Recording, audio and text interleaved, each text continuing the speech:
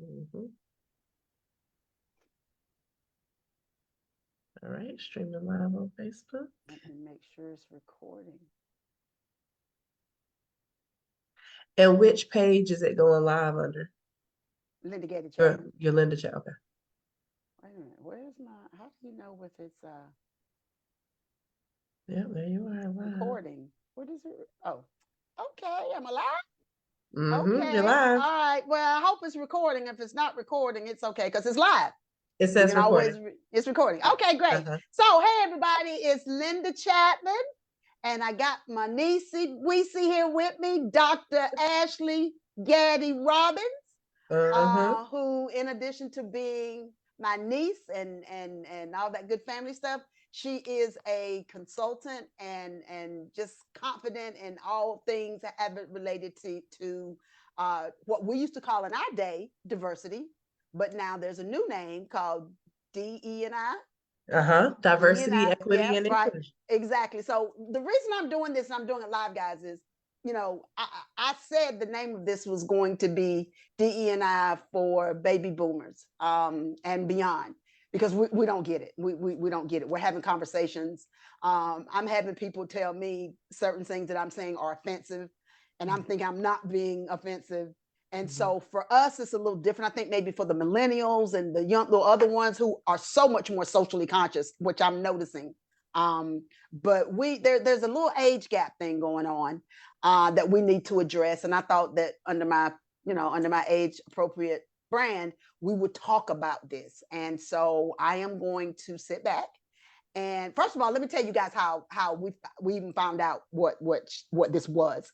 My niece, her sister, had a baby shower Mm-hmm. 2 years ago.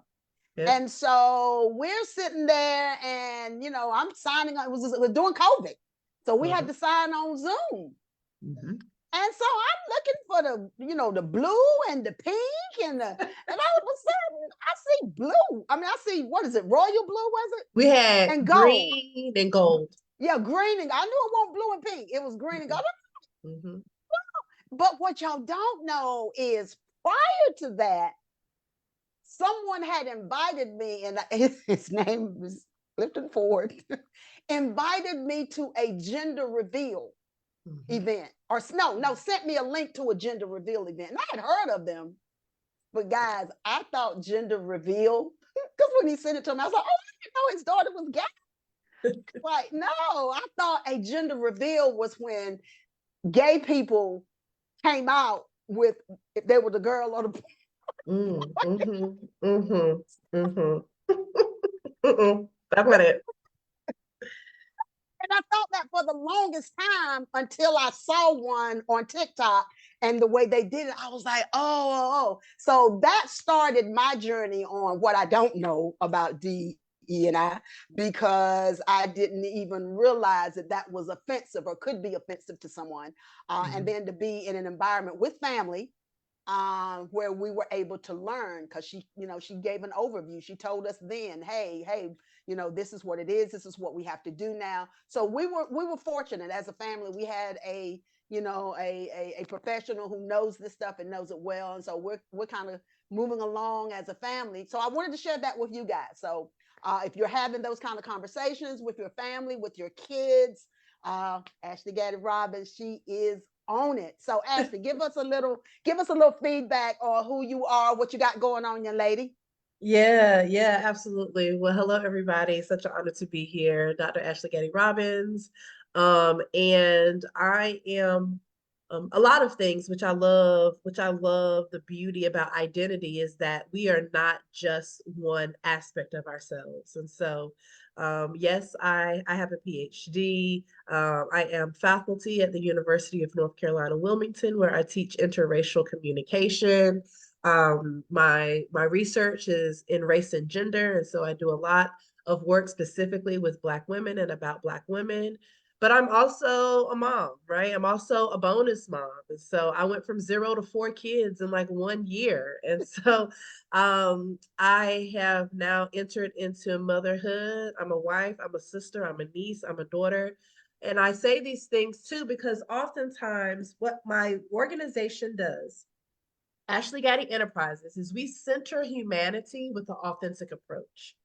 And oftentimes we may get so caught up in the intricate titles of folks and where people sit that we also forget the humane aspects of them, right? And so a lot of my work is on who we are and a lot of work on the human condition, how we show up in the everyday world, and then how identity plays into that. Because a lot of times, we were talking about generationally, back in the day, you may have heard, leave everything at the door. When you get to work, leave it at the door. Don't bring your personal in here. Don't bring your identity in here. Don't bring your problems in here. Leave it there. We just Yep. need here. We just need to clock. You need to clock in. You need to do your job. You need to clock out and go home. But the reality is how can I leave certain aspects of myself at the door when they are embedded in how I see the world, Mm. when they are embedded in how you treat me? Mm. Leave it at the door, but you treat me like a Black woman in the workplace. But I'm supposed Mm. to leave my Blackness and my womanness at the door when I'm already getting underpaid because I'm a Black woman. I'm Mm. already getting racial jokes about me in the workplace, but I'm supposed to leave my Blackness at the door. Mm. So what I do is I come in and I help organizations and individuals really look at the truth of what's in their organizations and how we can create spaces for people to be inclusive of their employees in who they are without them feeling like they have to leave who they are at the door. How can a workplace treat me with my identity, make me feel like I'm valued and respected, and of course, get the work done? Mm. But what does that mean for me as a person as well? And so Mm. that's the work that I do. Okay. All right. So now, one of the things that that we've talked about, and there's no holes barred here, is we got into a conversation about why is it the people who light skin and long hair Mm. they're the Mm-hmm. biggest in the movement. It's Mm-hmm. like but then there's a reason for that, because if you look back over the life of civil rights, there had to be people other than people of color part of the movement. So when there are people who can pass, Mm. and there's some light skinned female people that are African Americans, kind of speak to that, because I know a lot of people don't want to say it. They ain't gonna say, oh, but I want to talk about that because somebody, has that in their mind right now. Like, man, you know what? She darn near white and she talking about some Black progress matters. Talk to Yeah, us about that, please. absolutely. So what we're speaking to kind of more widely is the concept and practice of colorism. And what colorism says is that anything closest to white is better. So what it does is it actually centers whiteness as superior, as good, as pure, and as norm, right? When we see white as normal, then anything that's different than white, we deviate it from whiteness and it kind of gets more different and more different and more different. And that is the process of called othering. In order for you to other something, you have to have something that's seen as good or that's seen Mm. as ideal or that's seen as normal. The thing is with when it comes to race, people put it up against thinking that something is good and bad all the time. Quite honestly, the power of whiteness is that white is seen as standard. That's where Mm. it's hold its most power. Not that everyone's better than me or that you're so superior than me. White is norm. So The when we see norm, white not as necessarily norm, better, is a standard, the not standard. necessarily a preference. So the power means now we compare everything against white. Got it. And when we do that, we make it powerful because we're using that as That the as base. a standard. Okay. That's right. Okay. All right. So Well, thank you for that. Go ahead. that's right. So colorism is saying that anything that deviates from that standard Mm-hmm. then gets treated differently or is different, and then we can treat it differently. And the reality is um, based off of who was with who when and how genetics move, my skin could be light but my people, and I am Black, I am African American, I am Afro Latina, I am African, and so, I am biracial. Um, and that, and I still want to fight for justice. That's what I'm going to do. And so, what I encourage folks to do is, what are the people talking about is what we need to be paying attention to, rather than what's the pigmentation of their melanin, of their melanated Okay. status. Okay. Okay.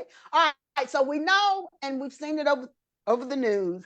And let me just take time now to kind of maybe talk to the business owners, Okay, because yeah. many of you guys are doing what I'm doing. You're rebranding. AI is causing you to pivot. Trust me, as a writer, yeah, we're having to pivot. So you're changing your websites. You're changing, and I have an app coming out. Yo, plug for the Plus One app. I got an app coming out, and one of the things I had to do was I had to ask questions about the profile of the person. So it's like, is it male, female, girl, boy, man, woman? What? So I texted Ashley, what am I supposed to put on the website? What options am I supposed to list on my website or on any other branded communication? What is it? Can you speak to that so the business owners can say, hey guys, stop saying, I've seen what is that word? Not buy it. What is it? Binary, non-binary. Non-binary. I don't even think there's a such thing as a non-binary. It's either you're binary or no, it's non-binary, but not It's binary. non-binary. You don't put binary because, again, binary is the standard. It's the norm. So what's named is non-binary. So yes, you normally don't see binary. Tell those people who are struggling with the website, who are struggling with a form right now, tell whatever you got, tell them the categories that make them DE&I compliant. Sure. So the first of all, before we get to the options, we need to get to the question. What is it that you want to know? More times than not, an organization does not have to know the sex of a person, because the sex are the biological parts that you're born with. Male, female, intersex, which is a person who was born with both biological parts. Okay. When it comes to an organization, it is hard for me to understand why someone would need their sex. But what we are doing when we are asking, what is your gender, is that for so many years, we've been putting sex categories under the gender question.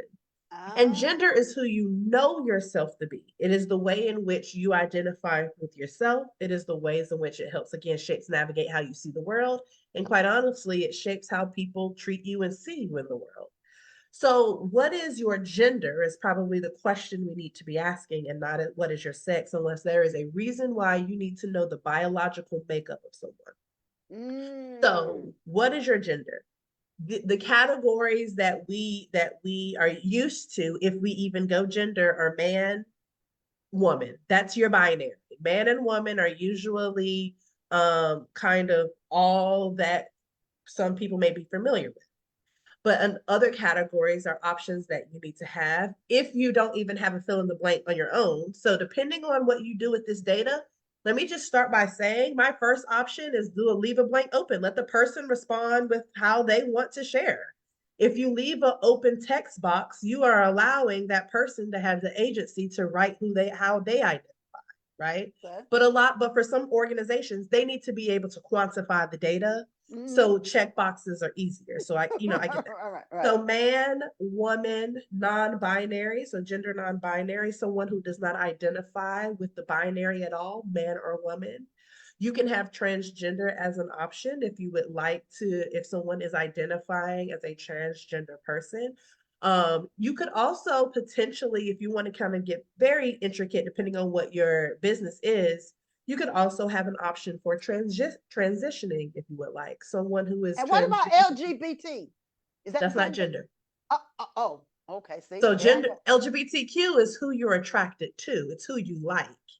So that doesn't need to be, that gender is just going to be, you're asking the person who they know themselves to be.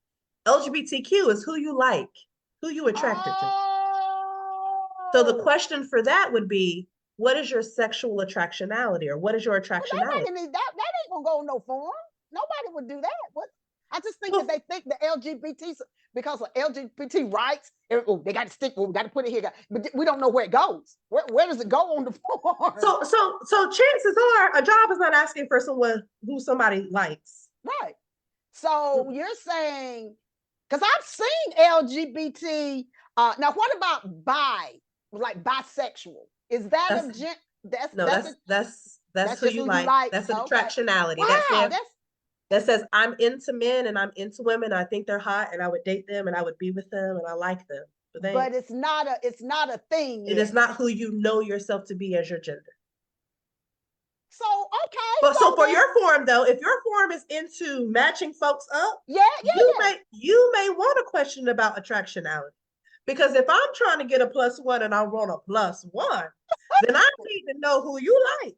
Exactly. Oh, let me write that down. Let me write that down. That's So called. And what what is is that your called?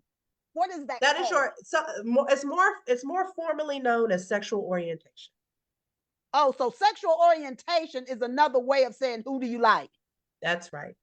I use Oh, the word attractionality, or I ask people who they are attracted to, because okay. sometimes sexual orientation has a socialized meaning that it has to be intimate or sexual. I'm just like who you are attracted to, who you like. So Okay, I get. the verbiage that I use is different kind of from more formal language. I use who are you attracted to or what is your attractionality?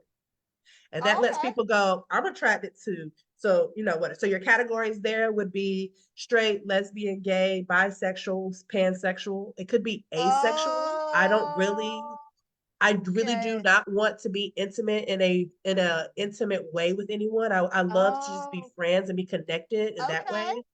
Okay. So So those are that. what are okay, now we've talked about the the options, but what is required, like from a legal perspective on a website? What must you have? Yeah. So for a website, you should have it. The only kind of formal document that we're talking about for any kind of job would be an application, whether that Okay. is an Okay. application for employment, an application for a grant, an application for, you know, some type of Okay. you are Okay. receiving a paid type of service from someone else, right? Okay. Okay. And outside of your and race is even kind of iffy now, but race demographics and gender demographics are the only thing that are required. And quite honestly, Race the and only gender. thing Okay. that are necessary when it comes to kind of um, legal compliance, EEO type things. Oh, Other okay. than Okay. that, you do not need to know who likes who. You do not need to know someone's faith or religion. You do not need to know. Now, and folks do not even have to inform their employer if they have a disability or they're Right. Right. neurodivergent. Right. So you cannot formally ask anyone if they are, I mean, you can for them to answer, but there has to be a box to say, I do not wish to answer. Okay. Okay. Y'all hear that, business owners? Y'all out here got these forms and these applications and all. I hope you're listening, because there's certain things that you have to do legally, and there are other things that you want in order to help you filter uh, a certain group, for, as she say, who do you like, kind of thing. So I'm going to have to go back and revisit that with my app, but it makes sense now. And um, the person that I offended, who was nice enough to let me know that I offended them, I think I said, well, these days you just never know. Is it her, him, they, it? When I said it, her eyes got big. No, absolutely. She was like, Miss Linda, she said, that's offensive. And I wasn't even doing it to be funny. I was just doing it to say there's so many things to check. So Yeah. why it is, I see now why it would be offensive. But when you ask what is the question? I know that we ask a person their gender, but when Yes. it comes to how do you want to be referred to, I get a little lost. The question So is simply, what are your pronouns? what are your pronouns? What are your pronouns? Okay. Because your pronouns then allows them to say he, she, or they. Okay. And now I will say this. Language is a privilege, right? Most everyday people ain't never heard no question, what are your pronouns? You know what I'm saying? They like, so if you would have asked what are your, People don't even excuse know me? What you just say to me? What you asking me? people don't even know what a pronoun is. I mean, People Lord, don't like, even wait a know minute. what a pronoun is. And so most folks don't even, have not even been asked that or wouldn't even know how to answer that. But that is the question that what it allows for is if someone is non-binary and they use they them pronouns, it allows you to know, it allows you to not misgender them. And they are going, by you asking their pronouns, if someone is non-binary, chances are they are already going to know the answer to that question. Most folks who've never heard that question are people in the binary. Okay, I got you. But if you ask, what are your pronouns, which is I also think should be on an application so that you don't misgender someone. Okay. That allows them to say he, she, they.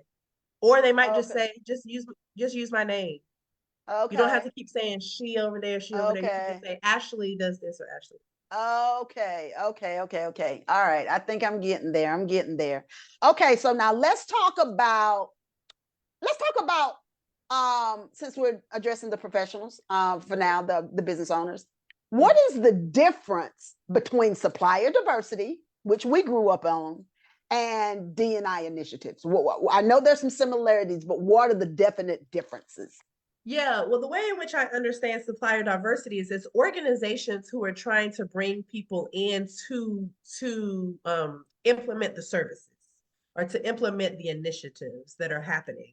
So the initiatives that can be in any organization, it could be as simple as your Heritage Month program, meaning like we need a Black History Month speaker, we need a Women's History Month speaker, we need a Native American program. Mm-hmm. So it could be we need to be able to get contractors, consultants to be able to implement this initiative, this program. Okay. Other initiatives that, which is the work that I do, kind of more, yes, I do keynotes and I can do help with your Heritage Month program, but I'm really interested in the ways in which we do strategy development, assessments to see where your people are. Most times you need a contractor to be able to come in to do a full analysis on inclusivity in your organization. Okay. And so that is an initiative that is a long-term initiative. It takes depth, it takes money, right? But once you have the data of where your people really are, you can build your strategy and your DEI initiatives off of that data. A Okay. lot of people want to just training, training all the time, but they don't got no insight No to what's implement. really going on in their Like org. they can check the box and say, "Yep, we offer training. We offer Yeah. training right here," but you're not implementing. There's no evidence of that. Especially if So it's a bias training. Oh, they love bias training. Oh, let's do a bias training, but you'd have no idea in the ways in which bias is affecting your organization. So the initiatives is just what is being implemented. Supplier diversity is the process by which you get people to do it. okay, I got you. So supply diversity is the how. Yes. Okay, supply diversity is the how. DE&I is the what.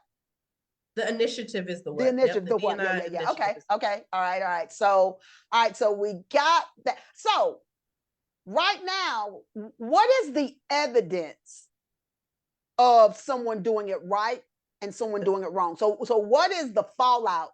And I say this especially with my nonprofit organizations. I was like, what are you fixing? What is the solution? Like, if you don't get the money, what's going to happen to the community? Talk to yeah. people in terms of what the fallout is or the risk is if you're not doing something. So for a company that is doing it right, what do they look like as a company? Other than just being able to say, "Oh, we're socially conscious," Yeah. what does that company look like? Are they more profitable? Are the people more happy? What does a company that has strong D&I initiatives, what does it look like compared to one that does not?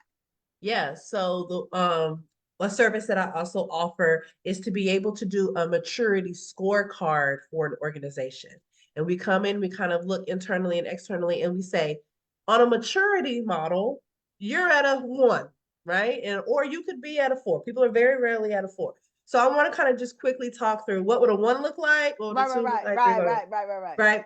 So let me also start by saying if you're at the place where you have to convince your leadership that it's even important, you're at a zero. You're not even on the map, right? And I tell folks all the time, I am not in the business of convincing. If your organization is at the point where you need me to beg your CEO and try to help them understand that it's even important in the first place, you're already kind of too far from me. But So what does that organization look like though? What I'm saying is it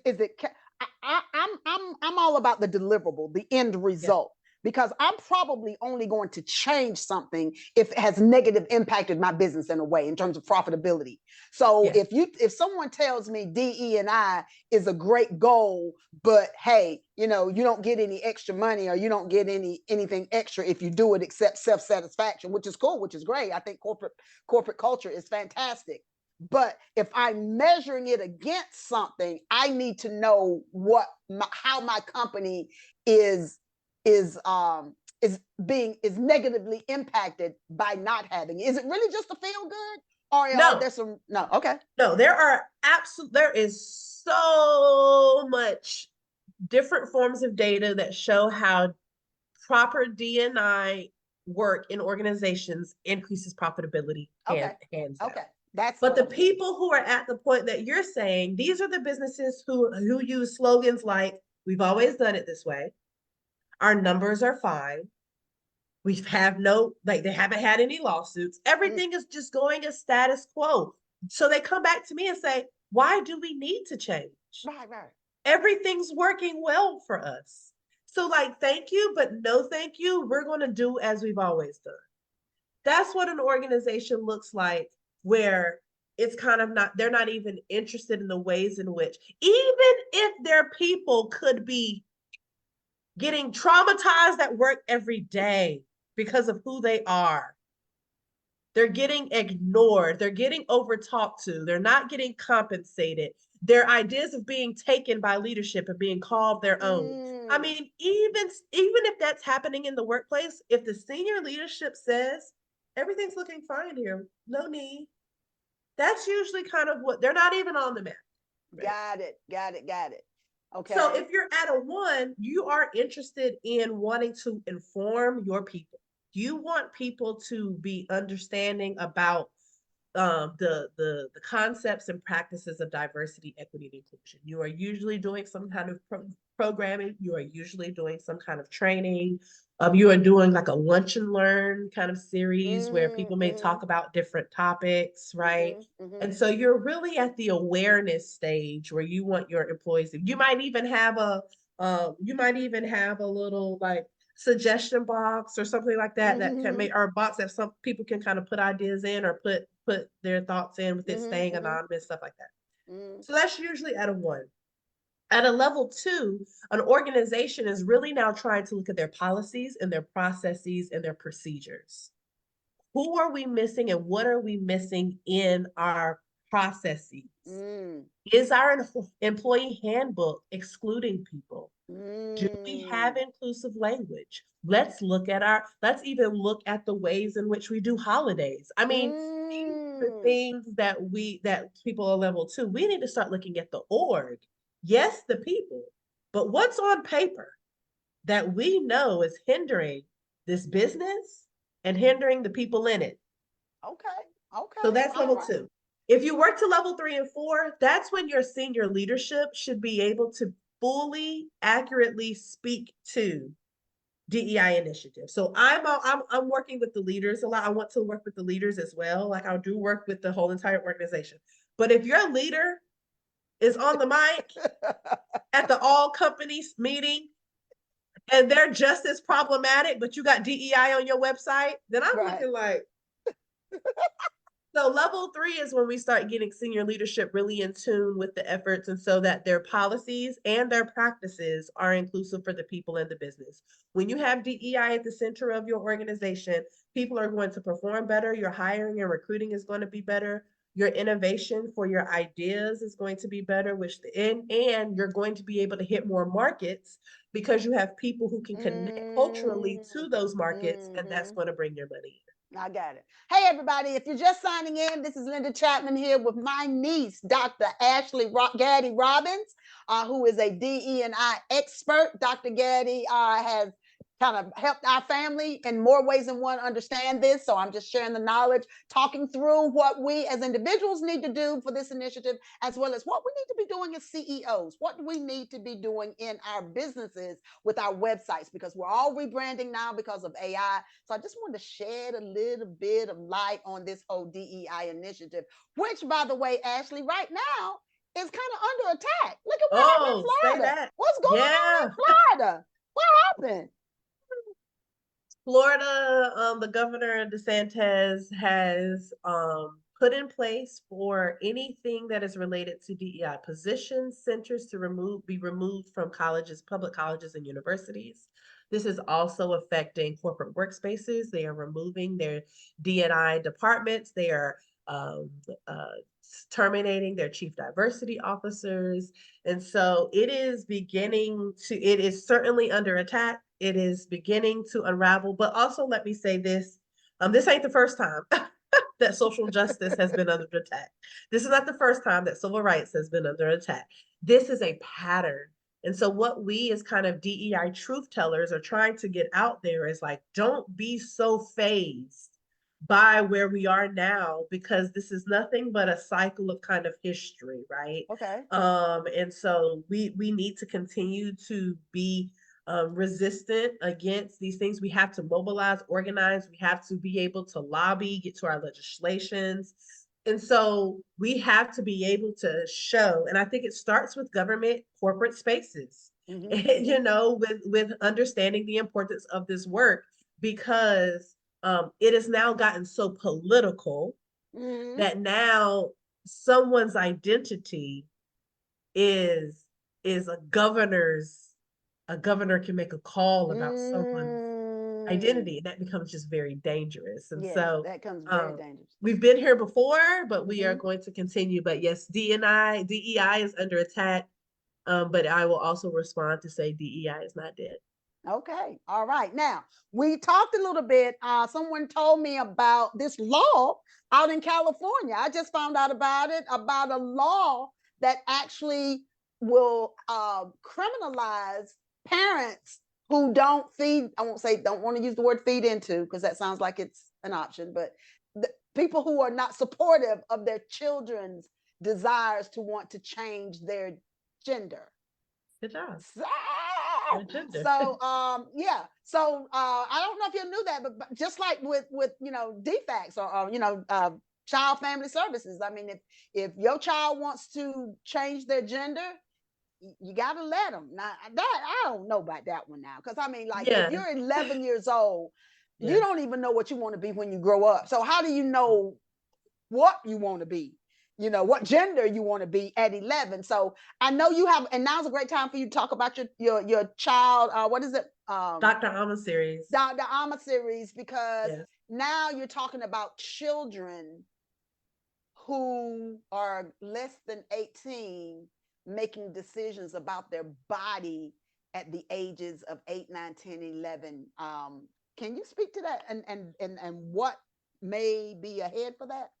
Yeah, absolutely. So, first, let me start by saying the Dr. Amma series is a YouTube show that I have that helps parents and adults talk about identity and inclusion with their parents. And so there are 5 episodes that are already on YouTube. It is Dr. and then Amma, AMMA, which are what my children call me. They call me their Amma. And so the Dr. Amma series is a YouTube channel that I help parents have conversations just like this, and adults, because we don't have to just be parents to have impact on children. And so it's for all adults. Mm, So here is what I will say, and kind of how I guide parents, kind of even when we're privately having conversations.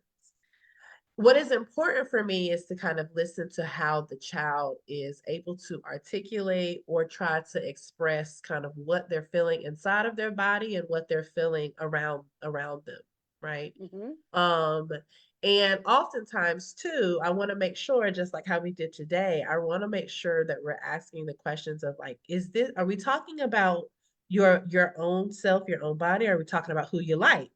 Because if we Mm. confuse sexual attractionality and gender, then a child could be saying, I think I like girls. And then you could be like, oh, now you're transgender. No, no, see, no, no, no, no, no, no. That has nothing to do with my body, right? Right, But right. if we are talking about a child who says that I don't feel normal in my skin, I don't feel normal in my body. Um, I Again, feel, there's that normal word. There's that yeah, standard. There's that normal. yeah, that's So, normal, like, right? I mean, at 5 years old, do you know? I mean, well, I'll just say 10. At 10 Yeah, years at old, do you 10. know how you're supposed to be feeling? I don't, there is so much to learn. And so I don't think that but what children at a very early age are able to take in is they are able to take in when something feels wrong, different, when they're harmed. Trauma sees no boundaries. You see what Mm, I'm saying? okay. And so what I have to remind parents is kind of there is a maybe developmental logic sense that may not fully be there. But a 7-year-old knows when they're being abused. You know what I'm saying? Like Mm, a 7-year-old knows when harm is being done. A 7-year-old knows when they're being bullied. They know when they feel outside of, they know when they feel different, they know when they feel like they're hurting, they know when they feel like something isn't right. Our mm, body is made to take in messages. And so they may not be able to logically and formally articulate that, but their body responds to harm. mm. Our body knows how to do that, even at a very Okay. early. So I'm not, again, this is kind of an opinion based thing for your own personal self. But the core of what I'm trying to say is I really am interested in listening to how the child is articulating how they feel. Because then if it is a gender thing, then let's talk about that. If it is not, let's talk about that too. Now, if we have sat with it over time and you have sat with it and it's like in my body, in myself, the way in which I see the world and who I know myself to be at this moment, I do feel like I'm a boy, right? Um, as as a parent, let me tell you what I would do if we go through all of those steps. As a parent, what I know I won't be doing, how about that? Is I won't be shaming my child. I won't be telling my child they have no idea of such things. And I won't be hyper forcing girl on them, right? You Mm. you ain't no boy. Go play with a Barbie doll just to make sure. You know what I'm saying? Like, because then we could be really talking about some trauma things. Right, right, I right. think it's the way in which you just connect with your child. But the key point is that there's a lot of learning about gender that we have to do as parents for ourselves before we can just write off, what they don't know and what they should be doing and what they should not be doing, because it could be just as dangerous Mm. if it were the binary. It could be just as dangerous as you making your girls do debutante because you want them to be a lady. You know what I'm Yeah. saying? It could be Okay. just as dangerous when you tell your son you got to be a real man. Those Mm. type of things could be just Little boys don't cry. Girls cry. Boys don't. Ah, those okay. things are just as toxic. I got you. I got you. And I now got you. men cannot express themselves in relationships because they're what they've always heard is that in order to be a real man, you can't show emotion. Hmm. And now you have women in relationships with men who With don't these know how to people, express. exactly. Yep, yep. That's right. You How see what I'm how saying? childhood trauma shows up in adult relationships. We're So doing a I series kind on of, it. if I Yeah. if I'm going to be a truth teller, I got to kind of tell all the truths all the time. You see what I'm saying? And That's so sometimes right. I'm like, the binary communications are not that good either. But Right. I do also understand what someone says. That could be a lot for someone who's 10. Like, what? Wait, Yeah. excuse me. What are you saying? Like, Right, right, right, right. how do you Right. know? Well, guys, hey, you know what? I've got everything on my list. Is there anything else that you want to bring up or talk about or pitch or whatever? Yeah, I think that so you can let me just kind of say my socials. You can follow me on Dr. Ashley Gaddy Robbins on my Instagram, on my TikTok. I'm Ashley Gaddy Robbins on Facebook. So if you're watching, then you see me right now. My website, if you're interested in connecting for any services, AshleyGaddyEnterprises.com is where you can find all of my services and learn more about me. And there's also links to the Dr. Amma series. And I work with individuals and organizations, corporate, government, nonprofit. But the last thing I want to say kind of is um, where the majority of my research is I anytime I have a platform to talk about the power that that is bound in lived experience, I want to be able to share that. We are missing a lot of people because we are basing their knowledge and their expertise off of a degree or off of a job title. Mm. And let me tell you something right now, without trying to get too emotional. I will trust Landa Gaddy any day over a Mhm. PhD. That's right. You hear me? Yes, sir. Because she sure knew something, honey. She knew something that we didn't, and we living it, living it, living it, living it. We're fortunate. Not everybody had that opportunity, but I'm That's certainly right. glad that we did. Yeah, That's right. absolutely. So any platform I get to say, elevate everyday people because Mm, the knowledge that you have to survive in a world that's not made for you, mm, that's some mm, power. You got some mm, knowledge. The mm, knowledge the skills you have to make it work when you have nothing. mm, mm. That's who I want on my team. That's right. That's right. Not That's who I, somebody. Yeah, you're that's, right. that's an expert if you ask me. That's exactly right. And that's So coming from I, a doctor, y'all. and look, and that's right. So That's I saying would a whole say, lot. look, I would even say, pass on me if you got a 70-year-old Black woman, okay? I want her on my team. Say no to me, get her. She knows some stuff. That's So exactly any right. platform that I get to elevate the power of everyday people, that's what I want to do. And that's what I end on because we don't, right? And this is kind of, I say we because depending on your identities, nobody knows I have a PhD when I'm walking on the street. They just treat me That's like right. a Black woman, That's right. That's right? right. Yeah. They have no idea of your job titles. They just treat you how they see you. That's right. And That's so, right. so very much so, even if you have a certain degree or title, when it comes down to your everyday life in the grocery store, people don't know that. That's right. So That's I say right. we, right? So do not negate the power of everyday life and everyday people. So I just want to say Well, that. thank you, Ashley. Hey, guys, one of the things I just want to do a real quick recap. We talked about, all those things professionally that you need to be doing inside of your brands. I can tell you the biggest takeaway for me was understanding the difference between gender and who you like. That's Gender right. is male. Is it male? No, one man, woman, non-binary. Non-binary. Who you like is bi, LGBT. That's Now right. you can't, but transgender is that goes That's into gender. gender that That's right. goes into gender column. That's So right. hey, I learned a lot today, guys. I hope you did too. We're going to keep this going, and if you have follow-up questions, let me know if I need to bring her back so you guys can ask her some questions. That'd be great too. But thank you so much for tuning in, Ashley. Thank you so much, Neice. I love No you, problem. Thanks, and I'll Alda. see you next time. Bye, y'all. Bye. See ya.